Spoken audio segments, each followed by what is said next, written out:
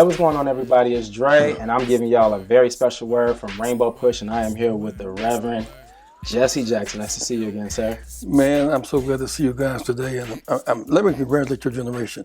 Millennials fought back Tuesday, Yes. and that fight was not in vain. 26-year-old Michael Tubbs, mayor of Stockton, California, a young mayor in New York, 30 years old. I mean, when we fight, we win. Definitely. And Trump won the first time, not a touchdown. We Yes. ain't stopping. We're going to keep fighting back. Definitely. Now, for many people who, are familiar with this election and familiar with just Reverend Jesse Jackson, we see you at the rallies, but what exactly is it that you do? Mobilize people to fight for dignity and fight for freedom, fight for self-respect. When I was 19 years old, I went to jail with 7 classmates trying to use a public library. The jail again while in college, fighting to open up public facilities. When Dr. King gave the speech in Washington that day from Texas across to Florida, up to Maryland, we couldn't use a single public toilet. We were living under barbarism, under occupation. We fought back. We won that battle. We went to Selma to fight for the right to vote. We won that battle.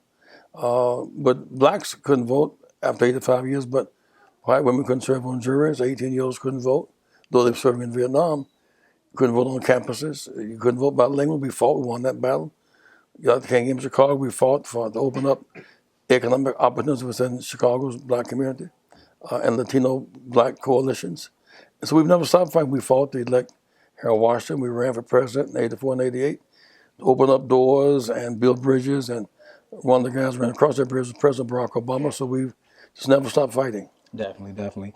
Now, you mentioned, back in the 60s that, some of the same things that you experienced are very similar now, I want to say from like 2012 up till now, and it's still going on. Where do you see the divide?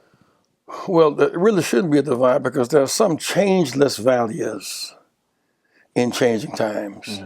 Whether you are 26 or 66, fighting racism and racial oppression is the same. Seeking to deny us the right to self-determination is the same. So you will not get all your fight for it, but you must fight for all you get, as Douglas would say. And that has not changed. And even now or then, strong minds break strong chains.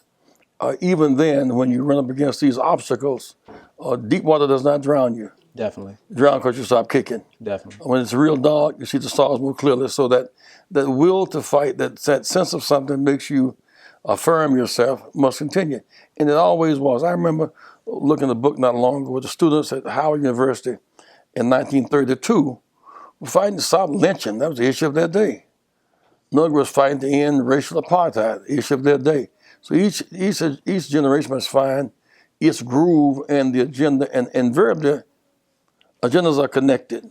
So what can you do that's a continuation of what has been done to make life better for your generation? Definitely. Now, I'm just going to switch gears for a second. I just want to get your thoughts on the election and just this past Tuesday.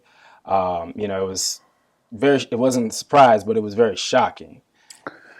Well, in some sense it was a surprise because we've been led to believe by the polls that Hillary was winning by 3 to 5 points. But there were some people, apparently not polled, some of the outlying people who, unlike blacks, not polled properly. But more than that, there's some legitimate economic consternation where the recovery hit the roots for the rich, hit the leaves for the poor, and they didn't get no nutrition. And then when they rebel, now the rebellion was sometimes was scapegoating in the. For example, why is Trump backing up on the health care issue, affordable health care? Because more whites are on it than blacks. They play it as a race card, but the fact is affordable health care helps people who can afford health care. Definitely.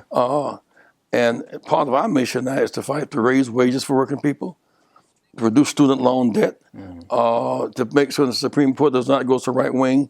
We cannot recover. So we got our hands cut out for us. But the good news is we have tools with which to fight. 50 years ago, when something like this would happen, I remember in '64 when Johnson was fighting Goldwater, we were hoping to desegregation versus segregation. We could only hope, but we couldn't vote. But now we can hope and vote the same. So that's power in our vote. And we used it this time. not enough to beat Trump this go around. We don't know yet because December 19th is Electoral College, Right. which kind of affirms the vote.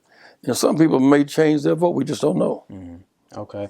In terms of Hillary Clinton, because I know you've been a surrogate for her, do you think that while she was campaigning, that she did enough to reach out to minorities, millennials, or enough people to secure votes for her? Yes. She campaigned in the cities. In Chicago, she went to Inglewood over where the wall is, where the 600 bricks up where our kids were killed. Okay. She's the only one to go to that wall where we, commiserate the lives lost of our children. Definitely. She put forth a plan for infrastructure, which would put America back to work, begin to rebuild our cities. We can begin to tear down some of these, demolish some houses, and build some. That raising workers' wages to $15. That was a reach out. Fighting for a Supreme Court that was expansive to include women and people of color. That was aimed at us. Her embrace of Mandela when it wasn't popular reached out to us. So that I don't think that was the issue. I think that Trump touched something deep in the fear syndrome of many whites. And many of them use race to trump their own best interests. Okay. Now, when of course, Tuesday night when we saw just the map and just how people were really voting, the divide in terms of rural America versus urban America when it comes to this election in 2016. We live in different worlds. People in the rural areas may need guns to hunt rabbit and deer and elk. That's a way of making a living. In the cities, you do not need semi-automatic weapons here. Yes. So that in these congested areas, we've lost 3,000 folk been shot this year in Chicago. 600 plus have been killed this year. So we must stop easy access to guns. We don't make them, don't sell them, don't need semi-automatic weapons for no purpose at all. Now, if you really live in the rural area, to have a gun is different than to have one in the cities. So that's a disconnect. Also, in the rural area, you may be fighting for your family farm. He may be fighting for your job. The same corporate interests took away your farm and took away the job. So the rural white and the rural black must find common ground. Upstate and downstate have a common interest in University of Illinois having affordable scholarships for students. Have a common interest in the comprehensive health care plan. So while we are apart geographically and sometimes racially, our goal must be to learn to live together and not just die apart. Definitely. When the Cubs won the big series game, everybody excited. You had Cubans and Dominicans and blacks and whites. They found common ground. They couldn't have won otherwise. And whenever the playing field is even and the rules are public, we can win. That becomes the goal of all of us, to figure out how do we get and even access to education and healthcare and capital and industry and technology. That is the struggle. Definitely. Now, you did touch on Chicago a little bit, just with everything that's going on, because like you said, the numbers are very alarming, with the gun violence going on amongst, African Americans. What are we going to be doing about that moving forward? It seems to me there are several things that we must do that give us some tangible goals for victories. One of them is that at age 18, you should be automatically registered to vote. That's empowering. We should also fight to get pictures on ballots like they do in South Africa, so you can see who you're voting for, who has done something that warrants your support. You can even run for office. You got a young kid, Mike Tubbs in Stockton, California, 26 years old. He's the mayor of Stockton, California. Because not only do you vote, you can run and make things happen. He'll now appoint the police and fire chief. He'll appoint judges. So we have tools for power. So between our strong minds, our votes, our modest feet, and our dollars, we have power. We must use all that power. And I would think that each generation must build upon the best of yesterday's experiences, because some of this stuff is really recycling. Definitely. Now, one last question. Just given the mood of this country after this week's election, but moving forward, what advice would you give to millennials to show our resilience as a people, but most importantly, keep hope alive?